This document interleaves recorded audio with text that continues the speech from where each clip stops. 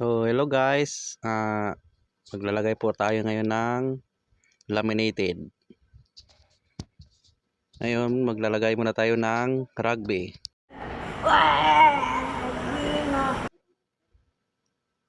Yan, hagod-hagod lang. Hanggang sa matapos natin lagyan. Mekos-mekos lang natin yan guys. Tapos patuyuin lang natin ng konti. 5 minutes later. Sabay, salpak na natin yung laminated. Yan guys, kailangan nasa tama kagad bago ilagay. Ang galing mo pala dyan ah. Hindi ko alam ah. Kasi pag nakadikit na po yan, di na natin matanggal yan. Ang galing! Ang galing! Sobrang tibay ng rugby na yan. Bostik. Bostik, baka naman. Yan. Hagod-hagurin lang natin guys. Para lumapat ng maigi. Mekos-mekos lang na helper ko yan.